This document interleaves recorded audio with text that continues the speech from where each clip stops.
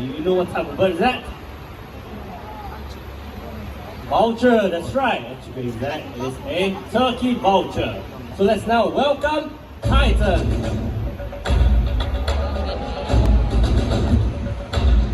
Now, Titan, the turkey vulture, can be found from the north of Canada all the way down to the tip of South America. They are one of the most numerous vulture species in the world, numbering way over 10 million of them.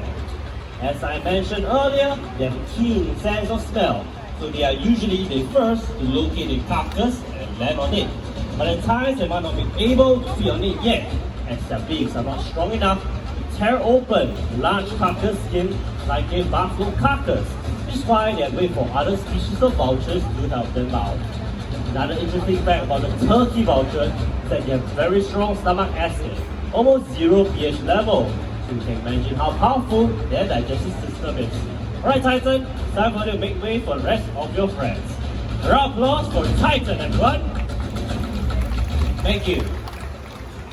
Now next up is a bird of prey with excellent sense of hearing. And these birds like to hunt mostly during the night.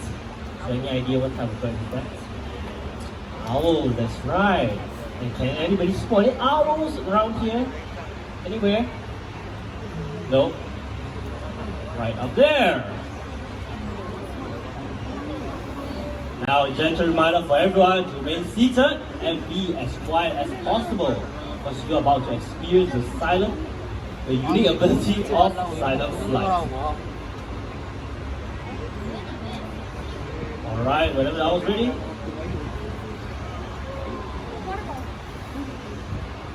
Wow, that was a very silent flight indeed. I am pretty sure no one here was able to hear the owl flapping his wings when it's making its way down, am I right? Well, this is because the owls have very soft edges at the tip of their wing feathers, which is why when they flap those wings, there isn't any sound at all. But why they need to fly so silently? Does anybody know what type of prey do they hunt for at night? Rats, that's right, rats and mice. Now these rodents have an acute sense of hearing too, which is why the owls have to be very silent in order to sneak up onto the prey and pounce on them without being detected at all. That is why owls are also known as the silent hunters of the night. Now this is Belang, our Malay fish owl. And Malay fish owls can be found throughout Southeast Asia. This particular species has evolved to hunt for fish, which makes them very special in Europe. Oh, look at that! That is Soren our barn owl, a common species of owls found throughout the world except for Antarctica. And they are known for their hypersensitive hearing, which means that they are able to hunt in total darkness, just by listening closely to the footsteps of their prey. Now these two birds are very special to us because they were both hatched and raised right here in the Jurong Bird Park, and our breeding and research center located right up there. Belang right here is 10 years old, and take a look at Soren. Do you know that he's just 5 years old this year? That's right, still young, but already a fully grown owl, yeah? Okay, Soren, whenever ready, you can head back home now. Another nice silent flight. Now we all know that owls are able to turn their heads all the way to the back, am I right? Okay, now the question is, how many degrees do you think an owl is able to do it for? Anybody think it's 180 degrees? 180, anybody? Okay, a few hands. How about 270? 270. Okay, slightly more, slightly more. How about 360 degrees? How about 360? So little. Oh. Okay, the correct answer is actually, no, it's actually 270 degrees. Okay, let me just explain, okay? YT is what you and I can do from the left to the right. 360 though, is a full circle. If Belang to do that, he might sprain his neck, so we do not want that to happen, okay? Alright Belang, it's time for the head home now. Here we go. A round of applause for our beautiful owls, everyone. Thank you. Now, ladies and gentlemen, you'll know that birds of prey are excellent hunters, am I right? But some of them are also known for their intelligence too. So next star of the show will be showing to us how smart he can be. So let me set up the stage for him. There we go. Put the basket back inside. And looks like I'm all set and ready. So let's put our hands together and welcome Raul, our southern caracara. Morning to you, Raul. Now, southern caracaras can be found in South America, and they are the largest species of caracaras found in that continent. Well known for their foraging habits, they have long legs and flat claws, which helps them overturn rocks and leaves. Why they do this? Well, they do this to look for food like worms and insects. How about another time, Raul? There we go. Now, I will sweep up here with me. Let's see what does Raul do with it. There you go. Ah, he flipped it over. Well done. Now, if insects were to take off in mid-air, these birds are able to make vertical flights to catch Raul from here.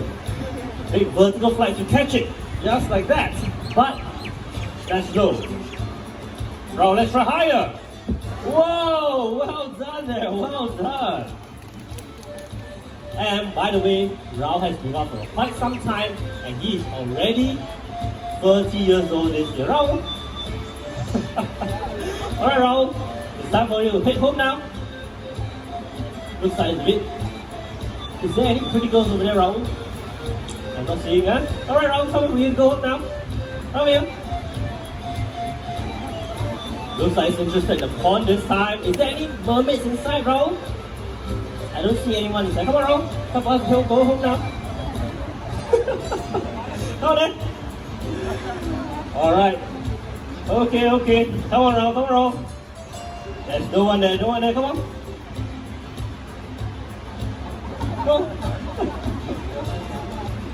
Come here. There you go. All the way inside, go. Bye-bye. There you go. A round of applause for our playful caracara, please. There you go. Alright, let me keep back my rocks. Okay, now, ladies and gentlemen, do you remember that I was talking about keeping all your food items? Well, actually, there's a very good reason for that. Because our next star of the show are known for their snatching capabilities. So what I'm going to do is I'm going to put a piece of food right here. And let's just imagine, this is your snack, okay? This all one of our bird of prey will fly and try to snag my snack away from me, okay? So, everyone, let's look over to your right side. And now let's welcome Rado! Here he comes! Whoa! Well done! And watch your head. Okay, let's try this one more time. Right, Rado, another piece of snack over here for you. There we go, great job there. Let's give Rado a big hand, everyone. And that's not it, ladies and gentlemen. Rado is a gravitas, and gravitas is able to snatch food from most surfaces and even insects in mid-air as well. With that said, let's now welcome our team of Ramikai.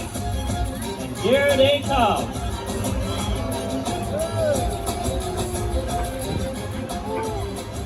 So I'll be throwing 5 pieces of food high in the air. Let's see what Ramikai are able to catch all of them. 1, 2. Whoa, look at that.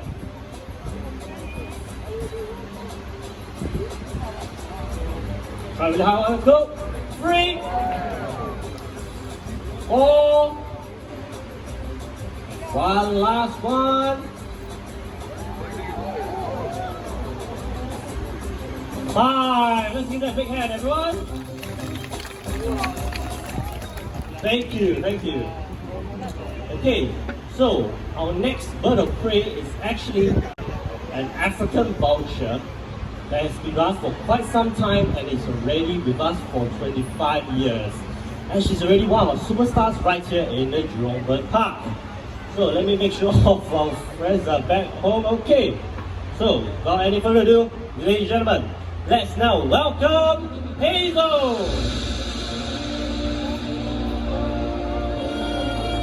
There we go! Let's give a big round of applause, everyone!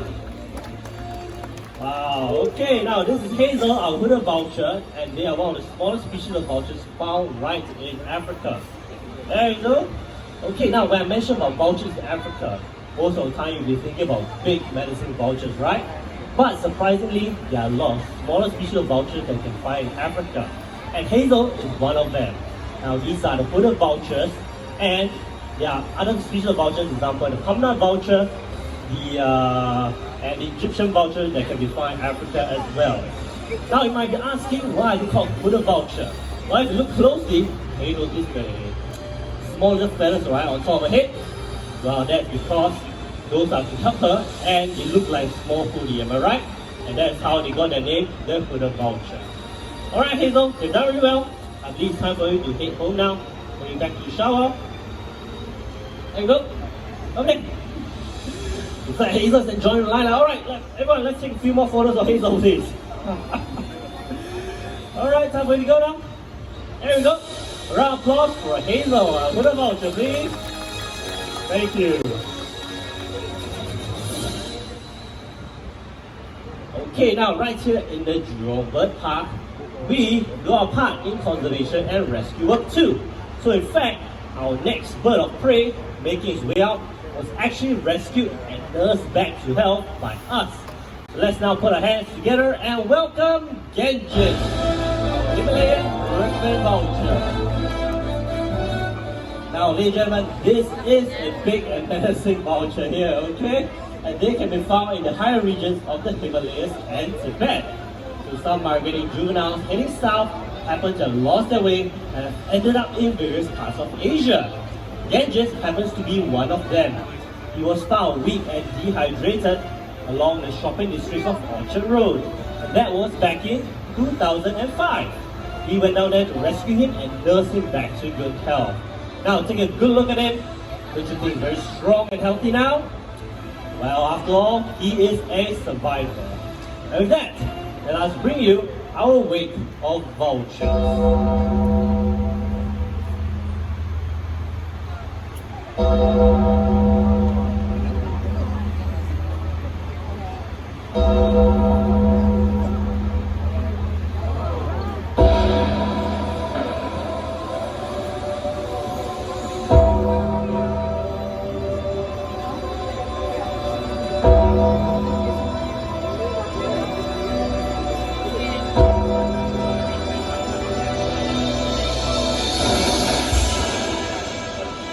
Now joining Genji, the Himalayan Vulture, we have three more big brown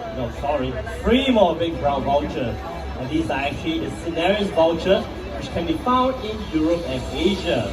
Now it is a very common sight to see vultures coexisting together in a wild, feeding on a dead animal, just like that. Now vultures are very important to the ecosystem as they help to reduce the spread of contagious diseases by feeding on dead animals. That's why they are also known as nature's cleanup crew. Now, unfortunately, many vulture species are rapidly declining in the wild due to threats such as poaching, deforestation, and even poisoning of carcasses. Now, fortunately for us, Wildlife Reserve Singapore is now working hand in hand with BirdLife International to help protect and conserve three critical vulture species in Cambodia. And these are the white-brown vulture, red-headed vulture, and the slender-billed vulture. Let us all continue efforts to support to help protect them from the brink of extinction. And with that, after having seen all these birds earlier today, I'm sure you can all agree that they certainly deserve and merit the title, the Kings of the Sky.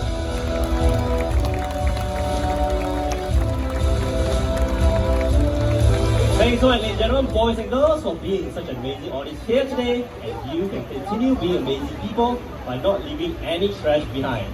Now, next up, in the Jurong Bird Park, we have the High Flyer Show happening at the Pools Amphitheatre at 11 o'clock. So make sure you can catch that, okay? I hope you enjoy your day here in the park. Thank you so much for coming, and goodbye!